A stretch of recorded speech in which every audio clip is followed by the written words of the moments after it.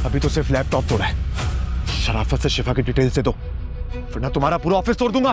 तुम एक मामूली सी लड़की के लिए ख्वार हो रहे हो जिसके बारे में तुम खुद कुछ नहीं जानते हो।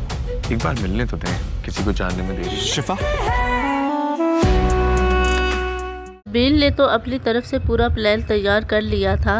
अब वो शाजल को कभी भी जेल से बाहर नहीं आने देगा, फिर उसकी सारी जायदाद पर मजे से बैठकर ऐश करेगा। लेकिन उसकी सारी उम्मीदों पर पानी फिर जाएगा क्योंकि तैमूर अली खान की ताकत के सामने तो भी कमज़ोर पड़ जाते हैं। लेकिन जब तैमूर अली खान ने अपने बेटे को बचाने के लिए साहब को उनके बेटे का वास्ता दिया तो मिर्ज़ा साहब ने अपने बेटे के सदके एक लम्हा भी माफ़ करने में ना लगाया। दूसरी तरफ शिफा की शादी करने के लिए शिफा की भाभी अभी बिल्कुल भी तैयार और राजी नहीं थी। फिर शिफा की फूफो सास के आगे तो उसका भाई भी बोल नहीं पाया, ताकि इस बार बाज ने भी अपनी माँ से इनकार नहीं किया। अपनी माँ का फैसला मान कर शिफा की शादी इसके साथ करवा दी। शिफा की शादी के बाद तो अब उसकी फूफो उसे जॉब करने से भी मना कर देगी। उससे यही कहेगी कि मैं खुद तुम्हारे भाई की जितनी मदद हो सकी करूँगी, लेकिन तुम्हें जॉब करने की इजाज़त कभी नहीं दूंगी। एक तरफ नबील ने जैसे ही शाजल को घर पर वापस देखा, नबील की तो उम्मीदें ही दम तोड़ गई।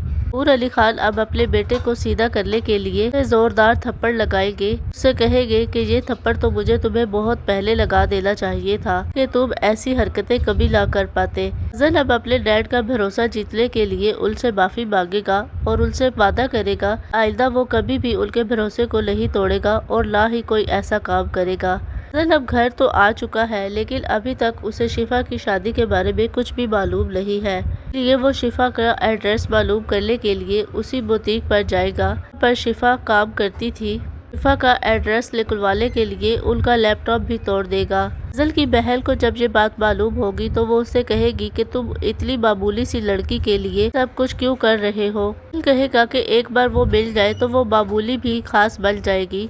फजल उसे ढूंढ तो लेगा, लेकिन जब शाजल को पता चलेगा कि शिफा शादी कर चुकी है, शाजल शिफा को हासिल करने के लिए बाज की जिंदगी को अजीरन बना देगा।